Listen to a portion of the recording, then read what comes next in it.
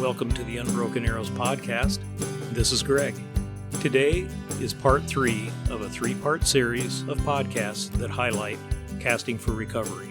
Today, you'll hear from 2 of the team members that help make the weekend special. I hope you enjoy the podcast. Today, my guest is Donna Wilhelm, and Donna was a member of the Oncology Wellness Support Team at the Casting for Recovery retreat that was held recently at Ponca State Park in Northeast Nebraska.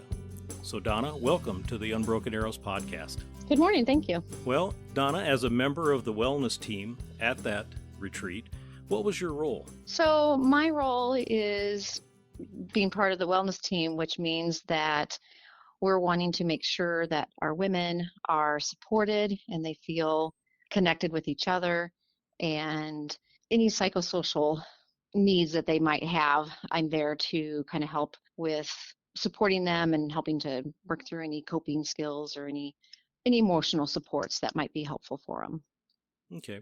And I might add that the Casting for Recovery retreat, if this happens to be somebody just listening for the first time with regard to Casting for Recovery, Casting for Recovery is a fly fishing retreat specifically for women that are at any point in their journey with breast cancer. And these retreats are held all over the country. This particular one was held in Nebraska. A couple of weeks after the Nebraska retreat, there was one held in South Dakota as well. So initially, Donna, I was surprised when I found out that of the percentages of people that do not seek support. On the Casting for Recovery website specifically, it said 70% of their participants did not or have not previously seeken support with regard to working through their diagnosis and their treatment and their recovery. So I was a little surprised by that, and maybe I was a lot surprised by that, but the more I think about that, it's not really different than my own experience. So why do you think those that could potentially benefit from being part of a support group hesitate to do so? I think there's a lot of reasons. And, a lot of times we don't realize that support can help us or that we need support because we may not feel that absence or that need. We may have supportive people in our lives who are helpful and we appreciate and we can talk to. But the difference is talking to someone who has been through a similar journey provides a completely different type of support that a lot of times you don't even know that's out there or that you could have or that you're missing or that you need until you experience it. Okay. Specifically for this retreat, how many people made up the wellness team? The wellness team, there was 2 psychosocial support teams, which was myself and Jane, and our background is in social work and counseling. And then there's 2 medical staff members who are there to provide any medical support. Okay.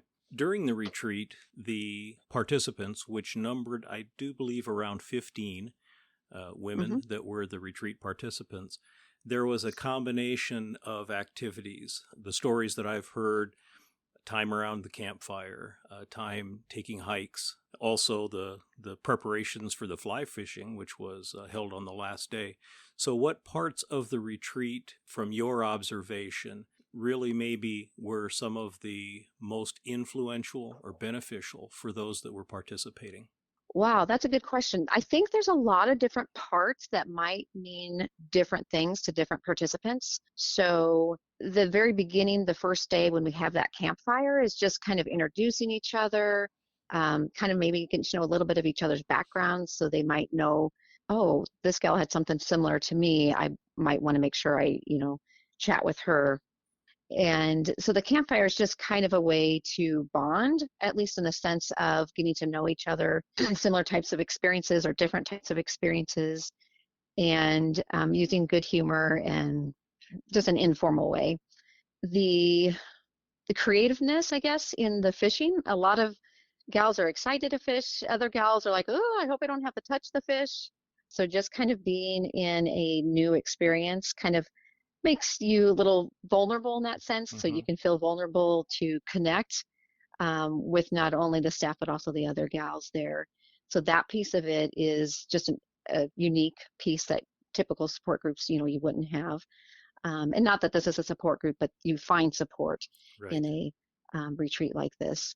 We just really put a lot of time and effort as a team to put some thought behind what we do and why we do it. We do a activity to kind of, as a wellness team and a social work, we do an activity to relate to some of the very difficult things and the yucky things, tough feelings that have gone through, a way to kind of release those so they're not holding the participants back in the future. So we kind of do a stone's throw where they're able to kind of release some of those negative emotions or things that might be holding them back. And then we have participants from prior years create a new beautiful stone using a felting technique. And we write underneath the felt on the rock, we write words of encouragement, positive wishes for each of the participants. It's encased in a beautiful felt process that we go through, and then that's a gift for the gals just to remember that they went through this experience, to take some of the yuck, the things that are holding them back, some of the hurt, the pain, whatever that is, then they need to release. It gives them a chance to kind of put a physical way to release those things and then to replace it. Because whenever we release something or try to get rid of something negative in our life, it leaves a little bit of a gap. And so we want to replace that with the positive things. So it gives the gal something positive and beautiful to put in the place. Absolutely. Donna, was this your first time as part of the wellness team? No, I've been part of the team for a couple years now, and it's been a very good experience for me personally and professionally, as well as just being part of a team. I've learned a lot from a team and how a team puts together an important retreat like this, and how to keep it organized and how to make it welcoming Mm-hmm. and comfortable for the participants. Mm-hmm. Well, you made a point that this retreat is not a support group, and I'm glad you said that, because I don't want to give the idea that this isn't a retreat that people coming here for the first time. And I would guess it might be the same for some of the volunteers and the people that make up the wellness teams. And you also used the word vulnerable. And the things that I've heard from the participants is that they were a little apprehensive about, meeting new people and sharing their Hmm. story. But Yes. now, after the retreat, they made those connections during that time. They made those friendships, and they're already supporting each other. One of the participants I've interviewed talked about the different milestones that others in the group in just a short time have shared with each other. And now they've got 15 people that they can reach out to, they can Hmm. talk to, they can share, they can cry, they can laugh. And Hmm. that's one of those things that really, I think, Casting for Recovery does so well. Hmm. So thank you for making sure that I stay clear of saying that this is a support group, because it's not. It's a retreat Hmm. for the women that are participating to get from it what they want to. Hmm. Yeah, So, just a break from their normal day lives, a weekend where they don't have to cook, and a weekend where they get to meet other people, not only that have been through similar journeys, but get to know their different skills and talents and crafts and things that have helped them cope through it. It's just, I guess, a weekend of newness and refreshing to provide, I guess, nurturing. That's our team, is we want to nurture the gals there to give them just a break from their normal reality and a time to just kind of reflect back on things and make any connections that they want to and can make, and move go back forward. after their normal lives. Yeah, yeah. One of the things that was shared with me more than once was that it was a safe place to share. And Mm, that was also a situation that in some cases you don't know what you don't know in terms of what different programs and options are out there for support, not only for them, but maybe for family members as well. How do you see that as something maybe in your professional life that you can take from a retreat like this and apply it? In that, I know as a professional educator, it's dangerous to make assumptions that somebody knows this or knows that or understands this or what's available in terms of, in my case, an educational program. Was that something that was helpful for you to hear in, say, some of the group sessions that maybe some people didn't know about or they were learning for the first time? I like what you said about sometimes you don't know what you don't know. And as a social worker in the community, I work in oncology here in Omaha. And I think a lot of times people say, oh, social work, I don't need that. And a lot of times they'll also say, well, social work, what do you do here? What do you offer? Why are you part of the team? And as I get to, talking with patients, I just kind of assess. And I always tell people social workers can ask a lot of funny questions sometimes. And some of our questions might feel a little intrusive, but our goal is to figure out you and what you need and then connect you with those resources that are out there. And it's hard to know what a person needs unless we get to know them a little bit. And an example might be there is a grant out there that helps with cancer patients who have pets. And so sometimes they'll say, well, do you have a pet? And they're like, well, what do you care? Why are you asking me that weird Mm-hmm. question? Mm-hmm. And that's just an example of how social workers sometimes will ask some oddball questions because it just helps us to get to know you and connect you with those resources that are out there. Also, being part of this retreat has definitely helped me to gain a better understanding of each individual and their points of view going through a cancer diagnosis, and helps me to be a better social worker because it gives me a better idea that I've definitely been on the caretaker side where I've helped my mom as she was diagnosed with cancer, and I was a caregiver for my grandmother. She lived with us for a couple of years and I was helping her. So I kind of see it from a caretaker point of view personally, and then professionally, from the work that I do. But hearing specifically from participants and patients helps me to just get a deeper understanding and programs and opportunities and resources that I can become aware of or help create to help participants as they go through this journey, what types of things are helpful for them. Mm-hmm.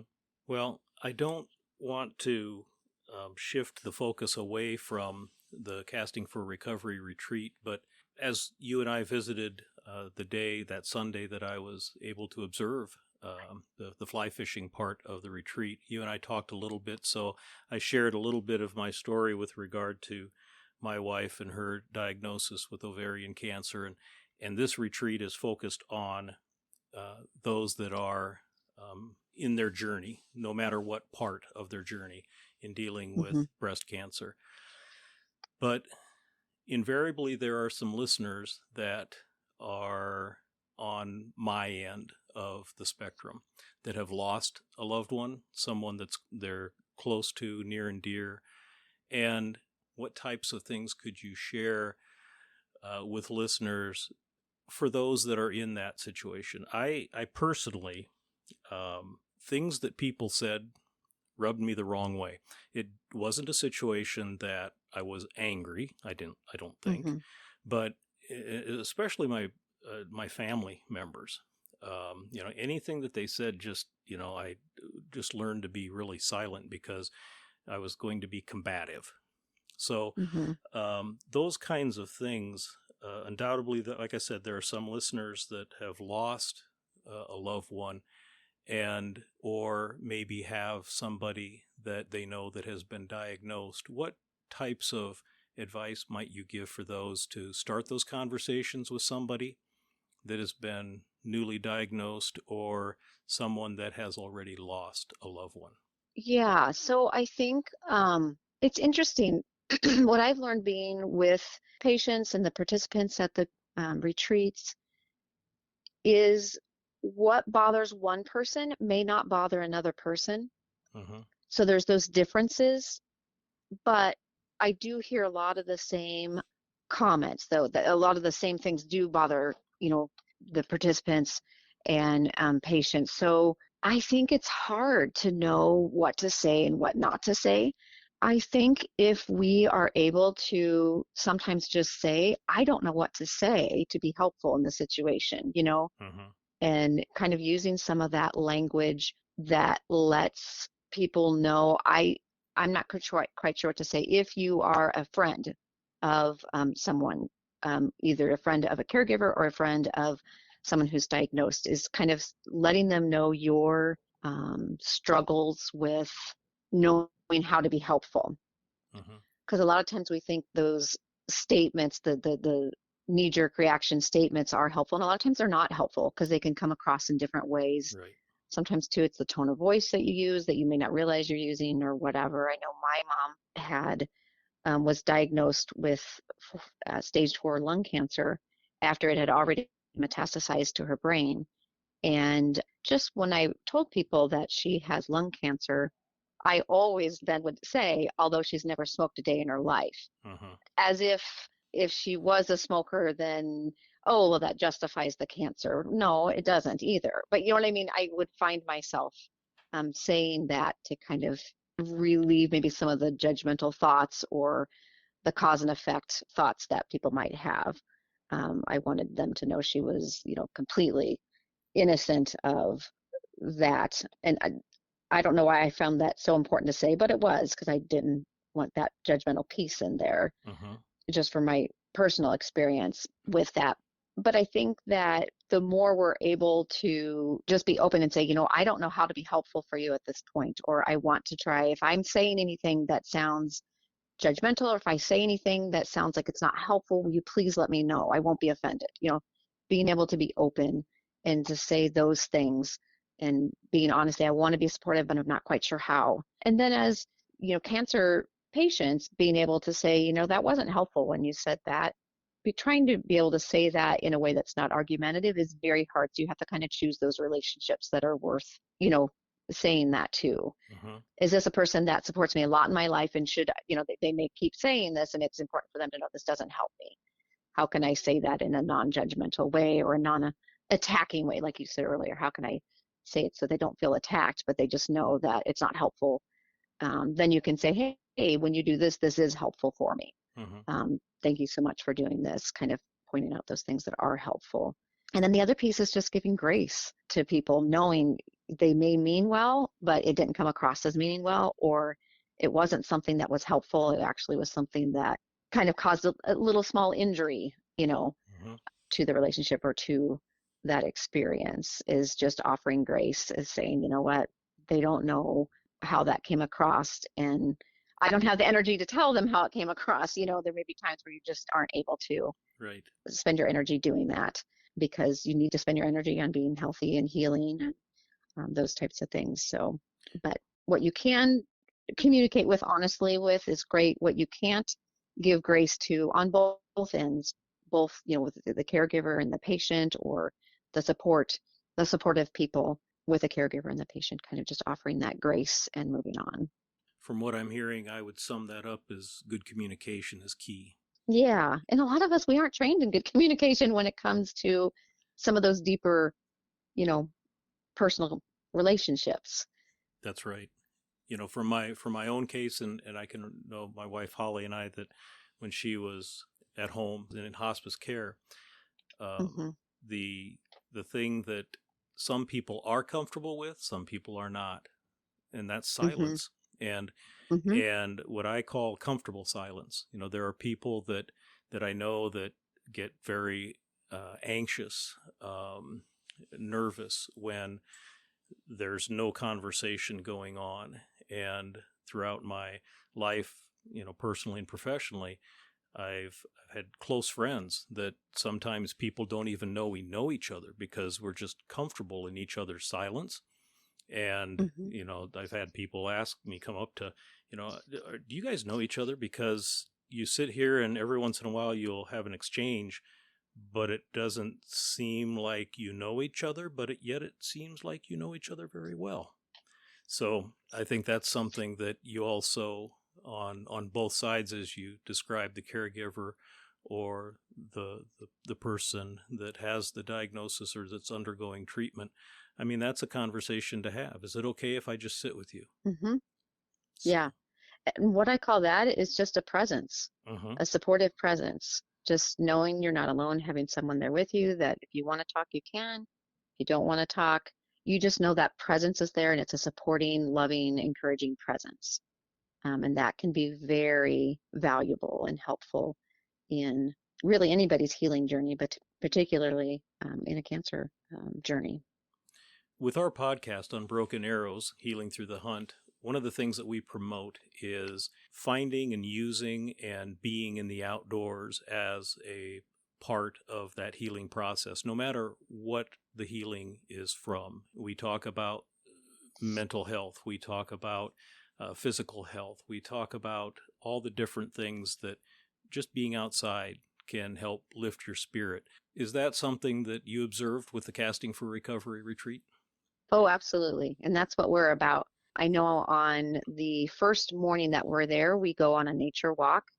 And my role is to just really point out how nature can be healing and just during that walk to be mindful of nature around us, paying attention to what we hear, see, smell, using our senses, and calming the thoughts in our brains, kind of calming those self thoughts that are running around. And just we do a silent walk where we're just not focusing on human interaction around us, but we're taking that walk, focusing on the nature around us.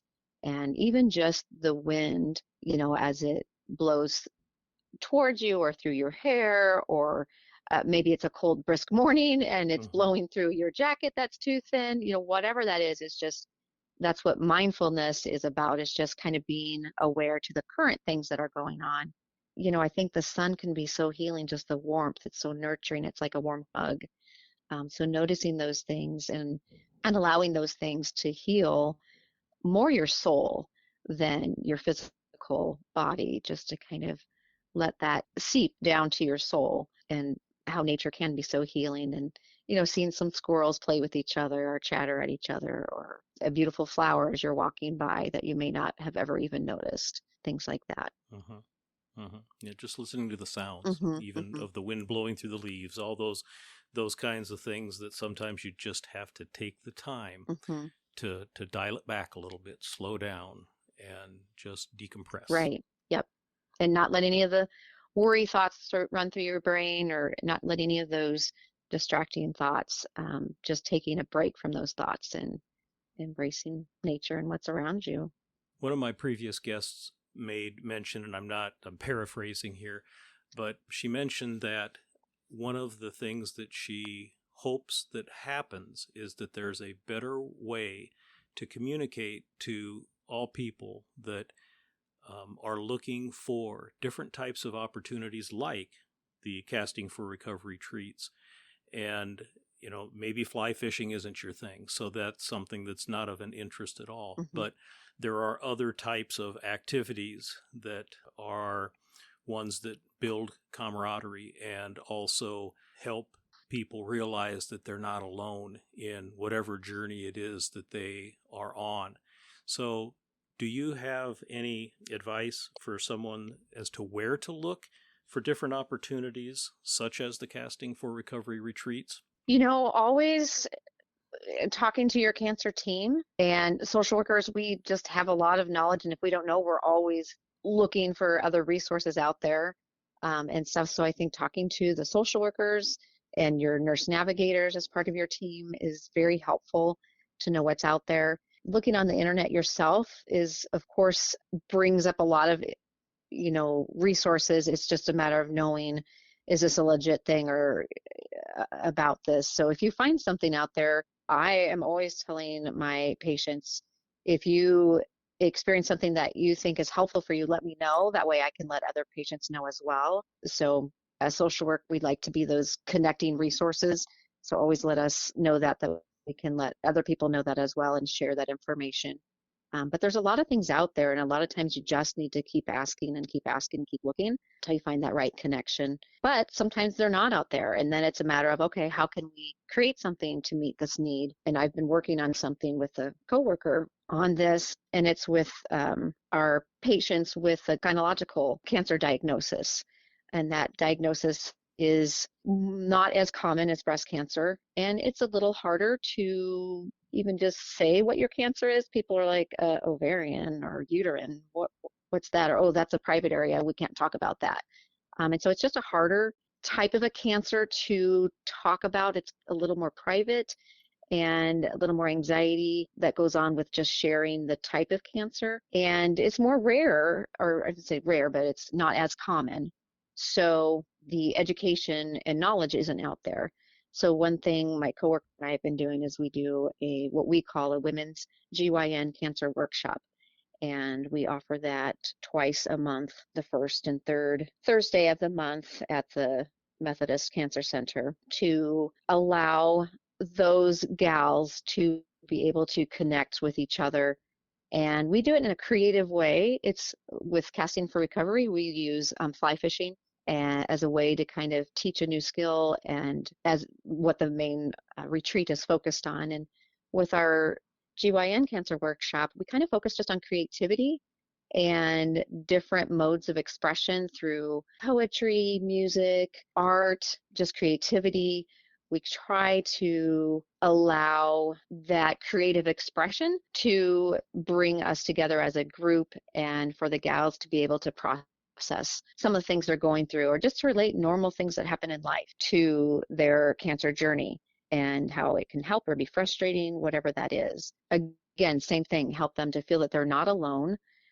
There are supports out there, and there's other people who feel similar types of feelings and experiences, and that just gives someone that sense of camaraderie, as well as just that inner strength, help them find their inner strength and to overcome overcome the barriers. Feeling of being alone. Yeah, to overcome that. And in their journey, there's detours and puddles to jump over, and just helps them in that journey to keep on track and not feel alone. Donna, would you be willing to share your contact information if there were listeners in the Omaha area that might be interested in the program that you just described? Oh, sure, absolutely.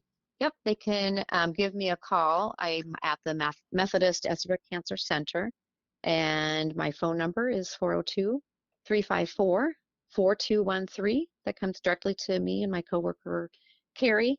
Just ask for Donna, and I can give you some more information. It's a really great group. The gals who have been coming have found it to be very helpful, and just a unique type of a experience that you can come when you can. We also have a virtual link that we can send you to participate virtually as well. So any participant with a diagnosis of a GYN cancer is welcome to attend. And my guess would be that each and every person that has participated up to this point at some time maybe wondered prior to attending if they needed any musical training or art training based upon some of the activities you described. And I would venture to guess that that is the least of anyone's concern.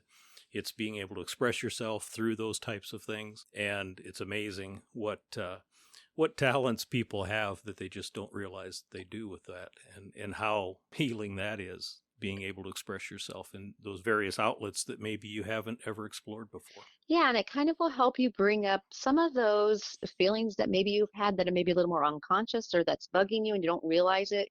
You might hear a poem and then go, oh, wait a minute, that's it. That's what I'm struggling with. Or, oh, that's it. That's what's been helping me. So a lot of it is just things we may not even realize.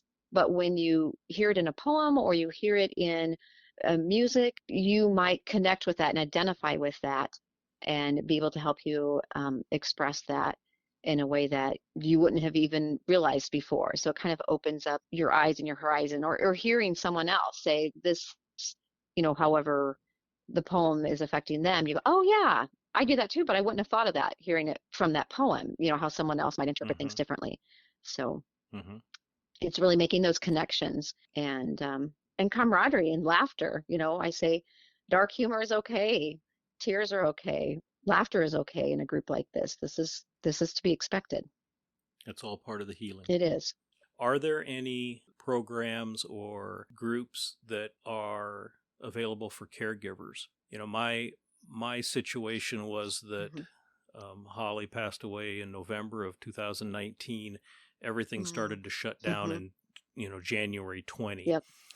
with COVID, and eventually it wasn't until I think 21, I Mm-hmm. think, that I saw a grief share program Mm-hmm. that was offered face to face. We still had to wear Mm-hmm. masks and all those other kinds of things, but that was good.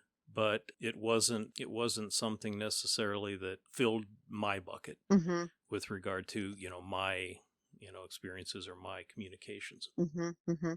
So, are there any other than like a grief share program or a similar type of program out there dealing with grief? Are there any programs like you just described, what you have done with the GYN cancers? There is a cancer caregiver supportive type of group through Wings of Hope, and they're a great program. They're housed out of Council Bluffs, and they have a weekly kind of like a connection, and I Mm-hmm. believe it's virtually for caregivers. And they just offer other programming too that's so great for the oncology cancer community.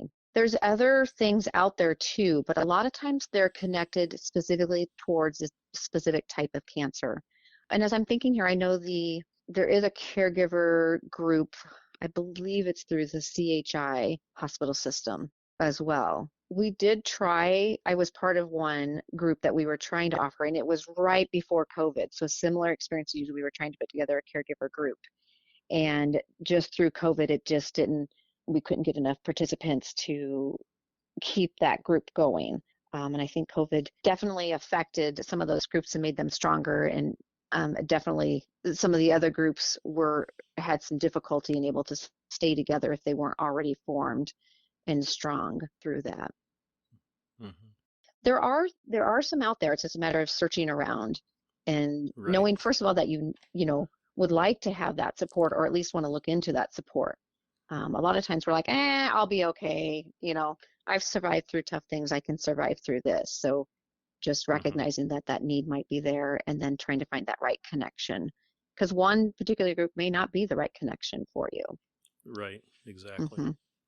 Well, my wife Stephanie, her first husband asked for a divorce kind of out of the blue, and a few months after that was diagnosed with bipolar disorder. Mm-hmm. And after that diagnosis for him, he just really could not come to grips with that, and took his own life. Mm-hmm.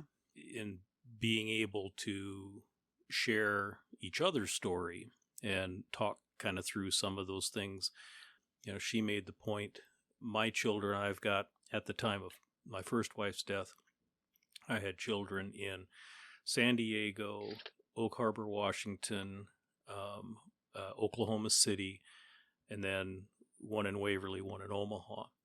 And, all her kids, I live in Sioux Falls right now, or we live in Sioux Falls, and that's where she's from. So, her kids had each other because they were all in this area. They had, Mm-hmm. both sets of grandparents and aunts and uncles and things like that. And she said, Greg, your kids went through the death of their mother. Mm-hmm. They went through a celebration of life. They went through a memorial mass, and then they went different directions back to Mm-hmm. their lives, Mm-hmm. you know. And she said, so, you can understand that it's not, why some of my kids and me, are still struggling with, Mm-hmm. the other fact was that from diagnosis to death was 2 months. Mm. There's Yeah. just so many different Yeah. things that are outside factors that there's no way you can have a support group for Mm-mm. every No. every factor. But the thing I think that we probably shared in our conversation several times was that you have to put it on yourself to look for those two.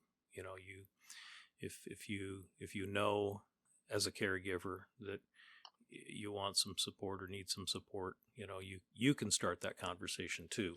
So, Well, and actually, but that's one of the ways. that when you have people offering to help and they don't know what to do, I encourage the patients that I talk to say, hey, could you help look to see if there's any resources for this? Or could you help look to see if there's any financial resources for this? Kind of gives people some tasks to do that you don't have the energy to do, either as a caregiver or as the patient, to kind of task out. And people are like, oh, yay, that's something concrete that I know how to do. Oh, sure, I can do that. And that's something we wouldn't normally think of, to have someone else kind of look into those resources for us. Right. Well, thank you, Donna, for being my guest today, and thank you for what you do, and thank you for your role in what you do for the Casting for Recovery, the women that take part in the Casting for Recovery retreat. It's so very important, and I know that those that were in attendance are appreciative of what Linda and Drew do, what all the volunteers do as well, and you're part of that wellness team, which is a very important part of that whole weekend as well. So thank you, Donna. Well, thank you. It's my pleasure. I feel like it's such a privilege for me to be a part of that team and a part of that experience, and it's just a true honor. God bless you, and continue doing the work that you are doing to help others along their journey. Thank you. Thank you.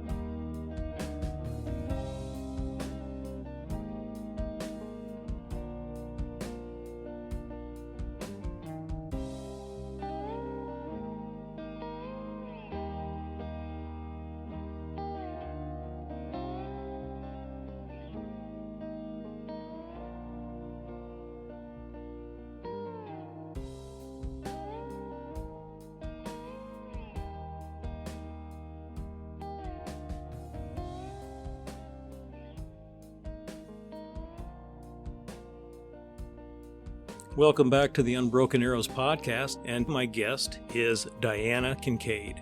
And Diana is the fly fishing instructor for the Nebraska chapter of Casting for Recovery. Casting for Recovery is a group that is found nationwide. The mission of Casting for Recovery is to provide a retreat for women that are at any stage in their journey with breast cancer. So, Diana, welcome to the Unbroken Arrows podcast.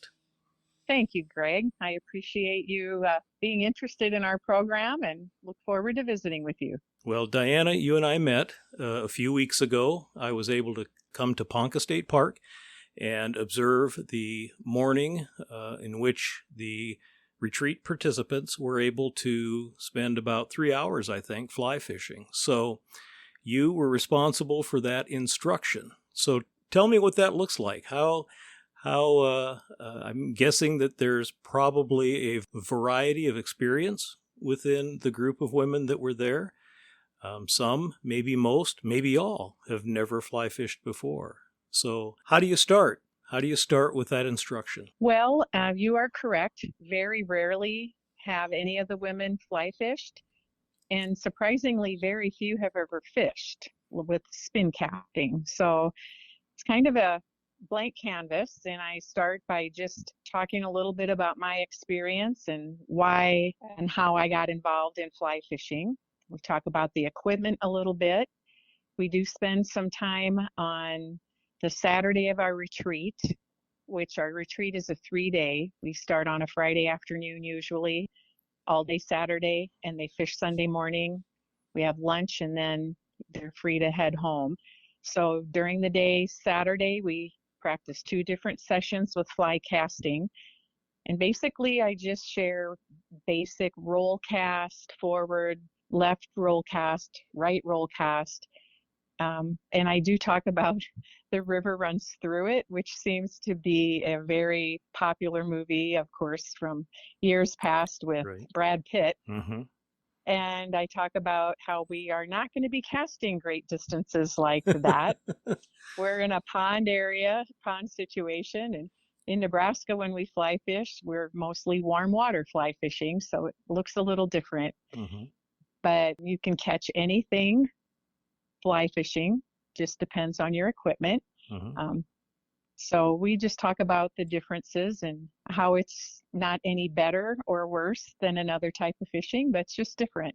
And the fact that they can focus on something other than their situation. They're learning a new skill, and it's just takes their mind off of what they've been going through. Sure. So, what is your experience in fly fishing, Diana?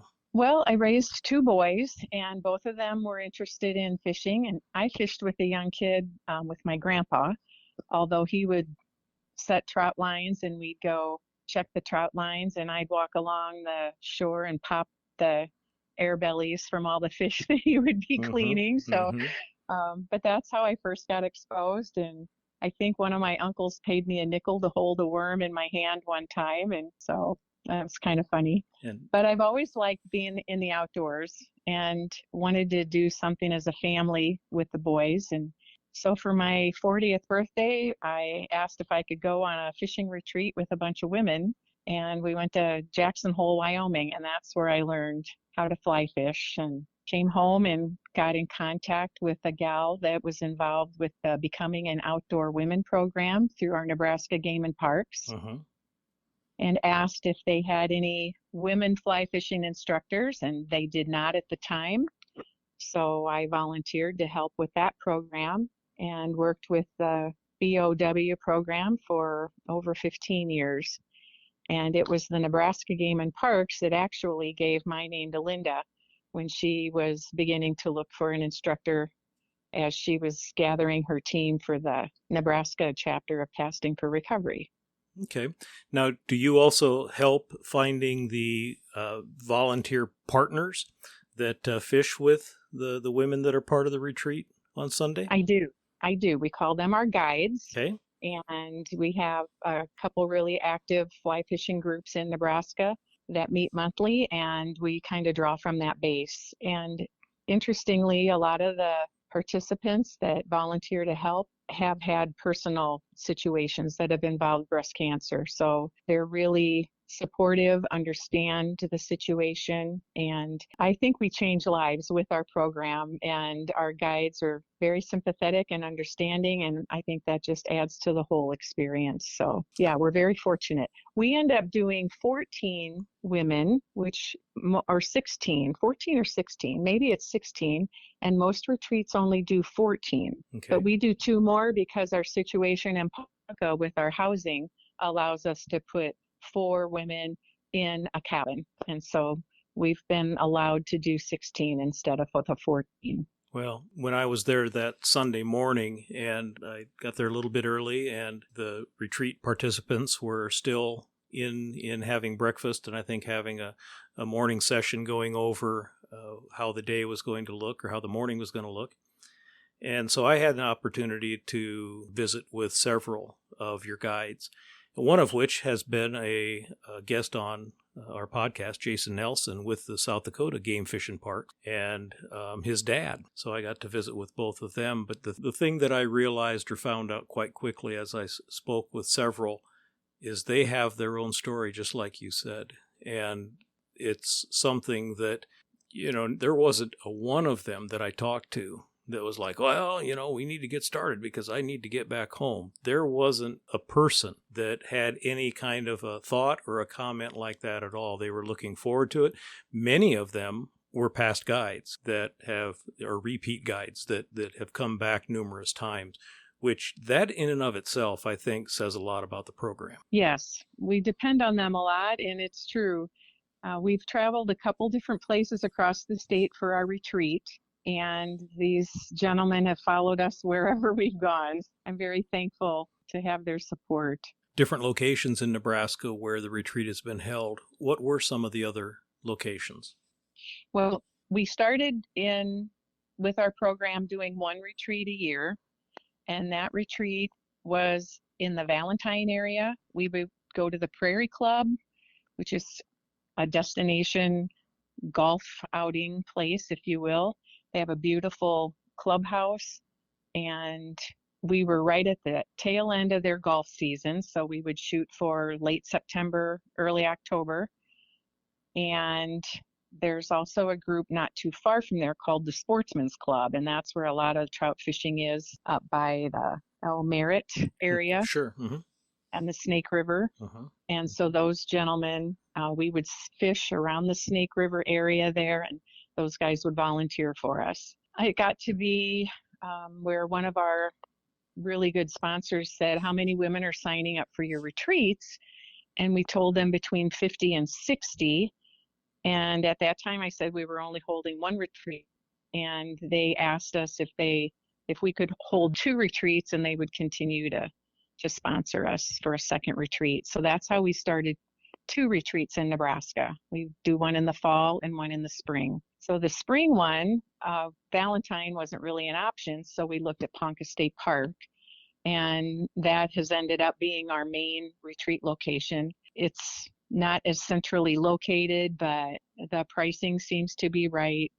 We love the camaraderie of fishing around the pond, and it just seems to be a cool situation with the cabins because 4 women are in a cabin, and we've found that these women really network well with each other when they're in that situation.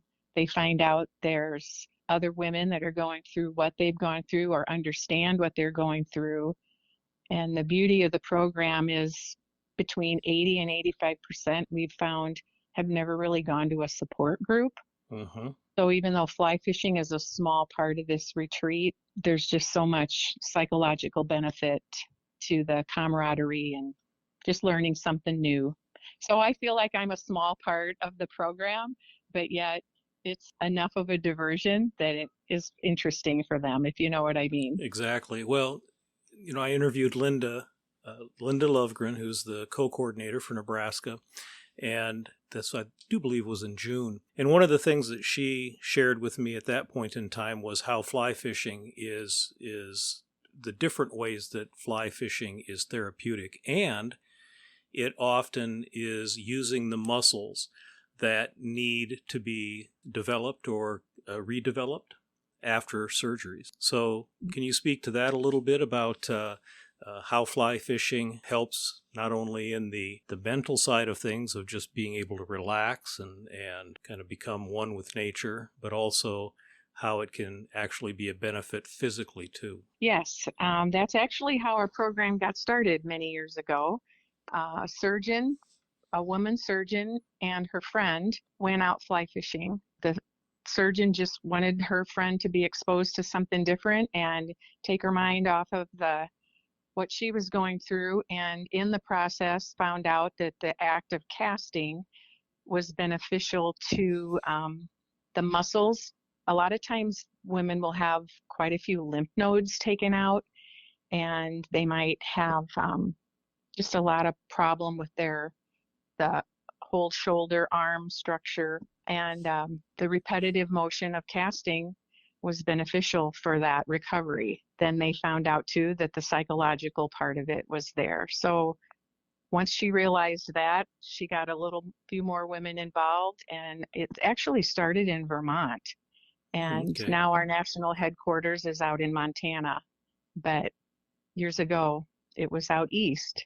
And I think almost every state now has a chapter. We were helpful in starting South Dakota with their chapter, which this is their second year that Mhm. they've held a retreat.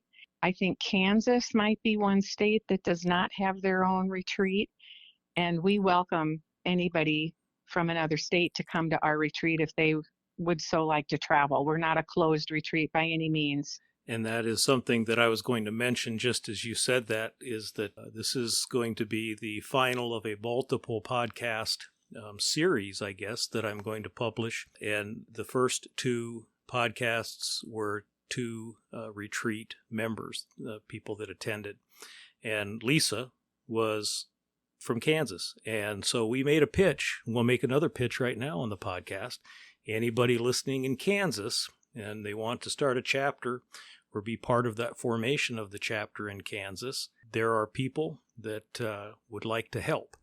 So, get a hold of, what is it? castingforrecovery.org, right? Correct. Is the website. And if somebody is listening in Kansas and wants to help spearhead starting a chapter there, go to the website, and I know that you can find the information and the contacts you would need. So, and Lisa drove from Kansas, so. Yep. And what that would look like, Linda will, I'm probably maybe speaking over what she's already said, but you actually attend a retreat. When she expressed the interest of starting one, they get you to a retreat, so you totally observe what happens and what's involved.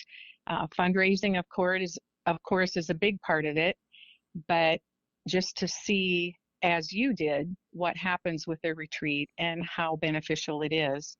And then you have an idea of what you need to go back home and do, get your team together, get some financing, and, get your first retreat off the ground. So they do work with you. You would not be thrown out there by yourself. You'd have a ton of support. And I know, just speaking for our team, we're always super excited to help somebody else get a program going. So I'll throw that out there for anybody in Kansas that's interested. Well, and what impresses me about the weekend, and again, I observed just a tiny part of that, but in talking with both Lisa and Sherry, both participants, the relationships that were made and built in that short time, that they have something in common, that they are safe to talk about, safe to ask questions. It's a retreat that kind of wraps you up in its arms. And that's how I perceived it that morning that I watched. Those are my words. When the participants started to come down and meet their guides for the first time, a little apprehension. I heard a lot of, "You're going to have to help me a lot, because I'm not sure what I'm doing," and everything. But I tell you what, it was just almost immediately a transformation from that little bit of nervousness to, well, let's get started. And that camaraderie was built just immediately. So it was impressive. Well, I'm glad you saw that. There is no cost involved for the women participants. Is that correct? Correct. It is a totally free retreat for them. Yes. So there's fundraising that has to take place, but also the number of volunteers behind the scenes, probably before the participants, both Lisa and Sherry talked about little gift bags and things like that they were given, and different treats along the way, as well as all the meals and things like that. So, if somebody is wanting to donate, whether it be monetarily or of time, what do they do, or how do they go about doing that? Well, I would advise them to get in touch with their local chapter and see if there's what way they can help. We do have a hospitality team, so we've got 2 or 3 women that get together, and they might go to a few different businesses. CVS Pharmacy has been a huge sponsor for us. They help a little bit with the gift bags. We've had there's a group in Omaha called the Beatty Bunch, and they get together and make bracelets and different things and donate to our group. So we've got wonderful, just unique, a piece of jewelry that each woman gets to go home with that they have not expected. We do supply them with we might have a little blanket that we embroider that says Casting for Recovery, and that's a gift to them, because one of the nights we sit around a campfire and just chat, and that's something they can wrap up in to stay warm.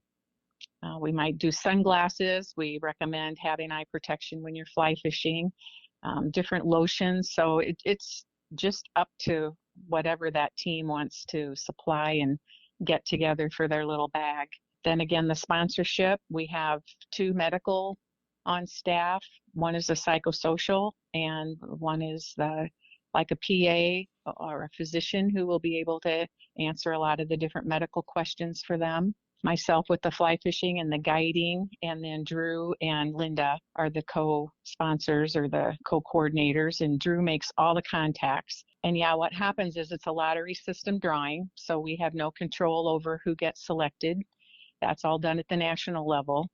And then Drew makes contacts. We always have a waiting list, and we highly recommend that even people on that waiting list get all their paperwork in because things happen. Sometimes people get sick and their doctors won't let them travel. This last session, I think Drew went through all 10 people on her waiting list, and not everyone had their paperwork complete, so they weren't able to just jump in at the last minute. It's a little bit of a process, and I think Drew scrambled this year more than any retreat that she's had to, and we ended up being one short. We did 15 instead of 16, but some things you can't control. That's right. Well, that's understandable. That's too bad that one slot went unfilled, but that's great advice for those that have submitted an application is to make sure you get it all completed, because you never know. You never know. That's right. Well, another thing, I guess I didn't mention, we have a gal that coordinates, and I suppose she would be considered hospitality. And it happens to be my daughter-in-law, Paige. She does all the booking for our cabins. She lines up all the meals, and we have a wonderful local gal that from a place called the Lunchbox in Jackson, Nebraska, who does our catering for us. So that's also an area on the team that's important. So, well, I would totally agree, and I would like to make a public service announcement for those that want to volunteer but maybe are hesitant, because it doesn't matter what we're talking about, whether you're volunteering maybe at your school where your kids attend, or a church, or a retreat like this. Any kind of activity, there are volunteers that you bet they're in the front, they're doing some maybe public speaking to communicate with people, but there are also, there's a wide variety, all the way to those that stay completely behind the scenes, and you don't even know that they might be there and volunteering or volunteered ahead of time, but if they weren't there, the event wouldn't happen. That is so true. It takes a team, and there's not any one person that's more important than another one. They just have a different job to do, but we definitely need that whole team, and we feel like we have a great team. We all communicate well, get along very well. We all have our differences and our opinions, of course, but we all respect each other, and we each know what our responsibility is, and we just kind of go with it. So yeah, volunteers are important. And I think anymore, it's really hard to get young people involved. And if it's not your church or your school, there's places in your community that you could plug into. And a lot of times I tell people you get way more out of it than what you will ever expect by volunteering and helping an organization. Amen. That is so true. So very true. So Diana, our podcast centers around healing. And we use the outdoors as our safe place, maybe would be one way to describe that. We hunt, we fish, we hike, we kayak, and there's something very therapeutic about being out in the early morning, turkey hunting, for example. And when you're out there before sunrise, and then all of a sudden the world starts to wake up around you, you hear the first bird. You hear a deer walking through the dried leaves, and it's something that we feel is so very important that that's the focus of our podcast. So with the Casting for Recovery retreat held at Ponca State Park, which I want to get back to Ponca State Park because that's a hidden gem. What events over the weekend were some of those that, being outside, really had an impact on the women, where you could maybe start to see some of the tension be released? Well, the first night, on the Friday night, the gals all come in at different times through the day. We say, please arrive between 2 and 4, 2 and 5. So that evening we had a meal, and then we went to a campfire. And usually it's a little bit lighter and not dark at night sitting around a campfire, but it happened to be dark this time. But we play a little game. Sometimes it's 2 truths and a lie, which women will tell you 2 truths about themselves, and then they'll make up something, and it's everybody kind of tries to decide what the truth is and what the lie is. Mm-hmm. And that kind of gives you a little insight into their personality or where they're coming from. So we'll do that, or we'll just have each person tell us a little bit about themselves that maybe other people don't know, and just kind of do a little warm up that way. And it's amazing to just hear the laughter and the joking. And some women will have even traveled to the retreat with a carload of women they've never met before. And so they've already begun to bond just by sharing and visiting as they've been driving to the retreat. So we don't like them to sit with the same people at the breakfast, lunch, and dinner tables. So we ask them to mix it up. So we kind of force them a little bit to get outside their comfort zone and meet other people. And so, and we see a real bonding with that situation too. Both Lisa and Sherry talked about the nature hike as well.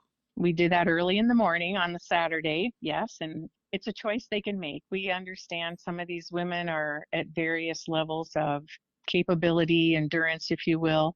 Some might want to sleep a little bit longer, but just encouraging them to get out early in the morning and take a walk, and like you say, just to be in nature. Ponca is a beautiful area. You can hear turkeys calling, turkeys gobbling, and there's cardinals singing, and fish are jumping in the pond, and we're right in the tri-state area of South Dakota, Nebraska, Iowa, the Missouri River. It's just a beautiful place. Like you said, it is a hidden gem in Northeast Nebraska. Well, I was born and raised in Nebraska.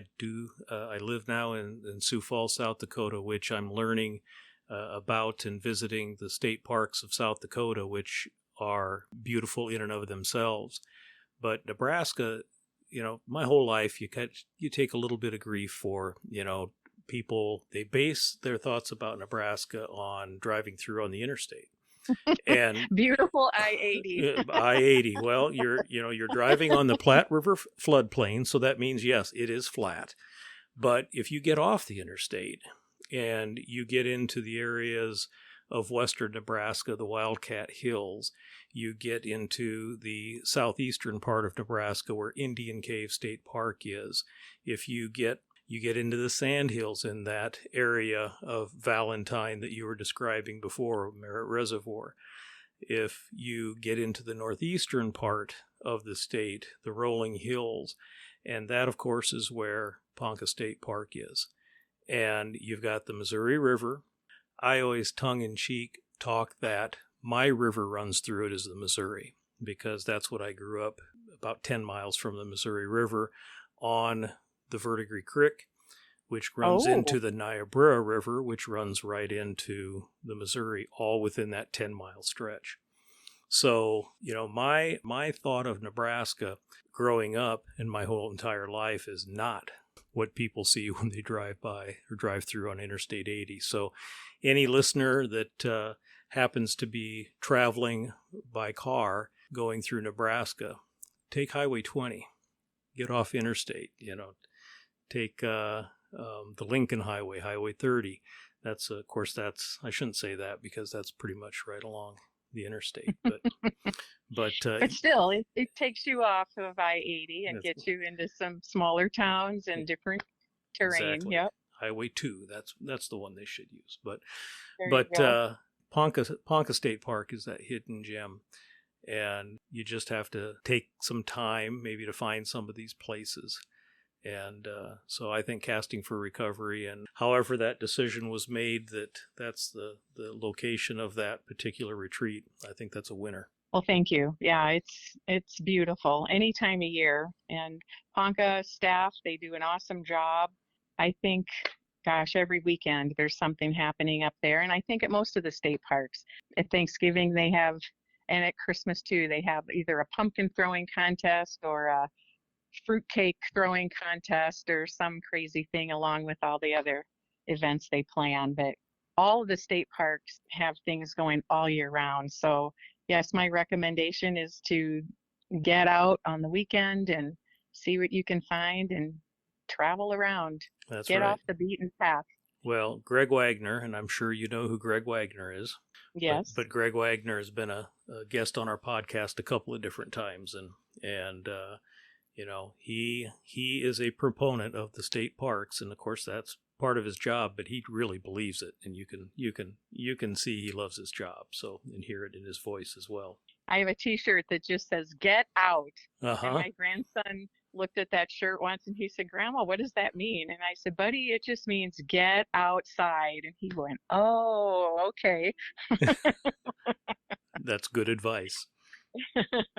So, Diana, is there anything else that before we kind of wrap this up, is there anything else specifically that I maybe have left out or missed? Well, for anyone listening that's been through breast cancer or is in that whole situation now, I would recommend stepping out of your comfort zone, applying for a retreat.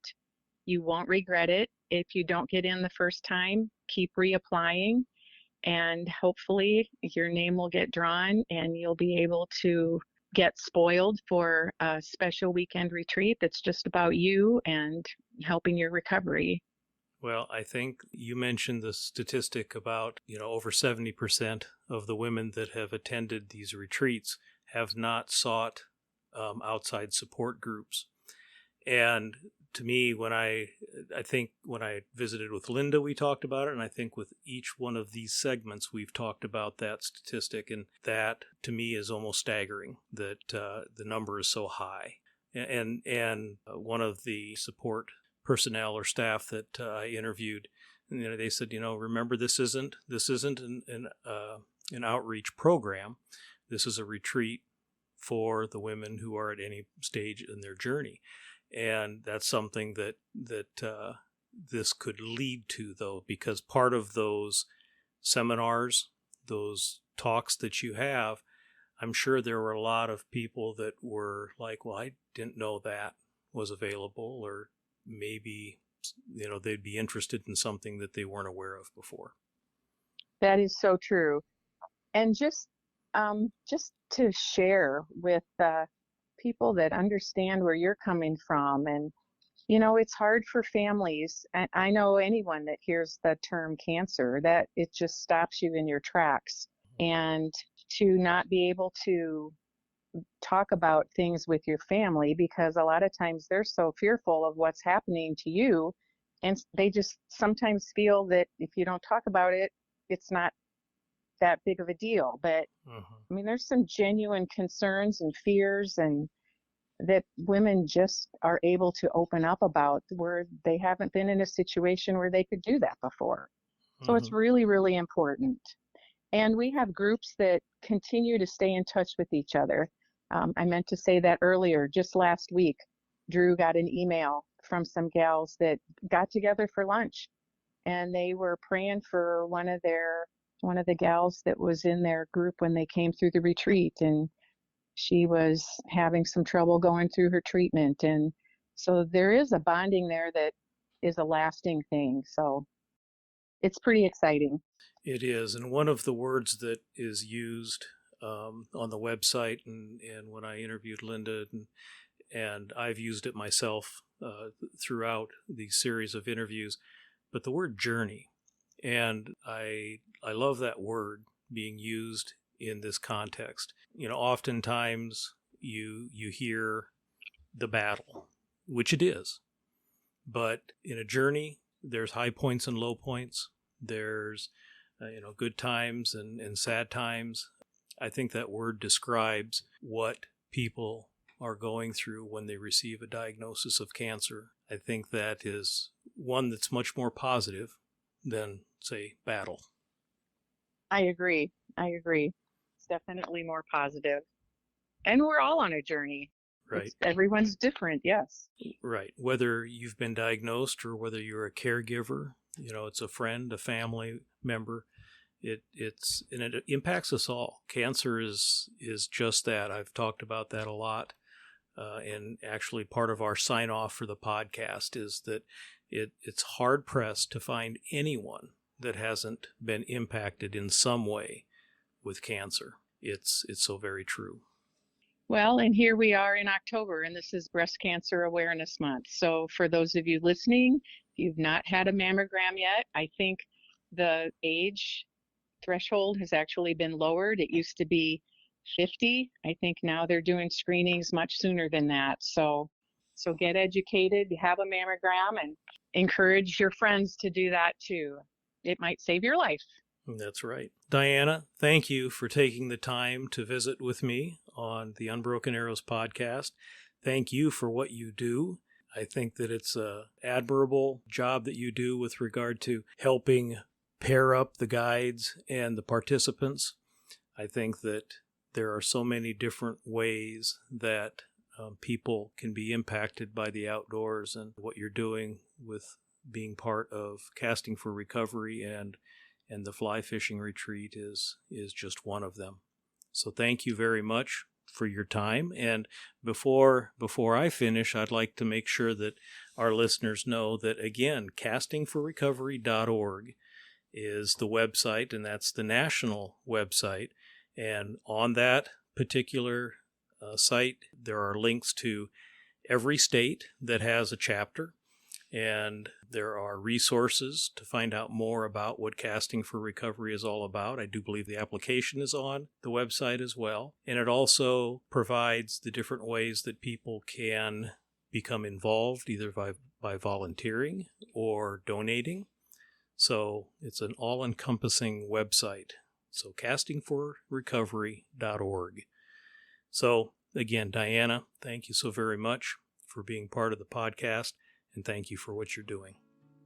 Thank you, Greg. It's a total privilege for me to be involved with this program, but thank you for raising awareness too for us. It's greatly appreciated.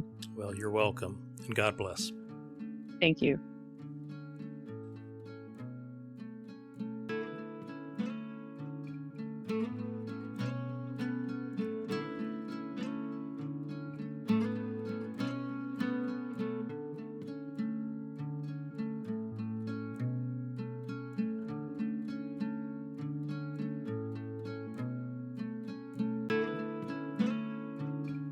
I hope you have enjoyed the 3 podcast series that have highlighted Casting for Recovery. To find more information about Casting for Recovery, go to castingforrecovery.org. Our immediate family has experienced cancer-related deaths as a result of leukemia, prostate, and ovarian cancer. It would be safe to say that every one of us has had our lives impacted by cancer in some way. A healthy diet and exercise through outdoor activities has the potential to improve a person's physical and mental health. At any age, if you are active, stay active. If you are not as active as you'd like to be, it is not too late to start now, as a way to improve both your physical and mental health. If you or someone you know is thinking of suicide or in need of crisis intervention, call the Suicide and Crisis Lifeline by dialing 988. You have to remember that the world is a better place with you in it. To all our listeners, take some time to get outside, enjoy the outdoors, and experience its healing powers. With that, on behalf of Catherine and me, until next time.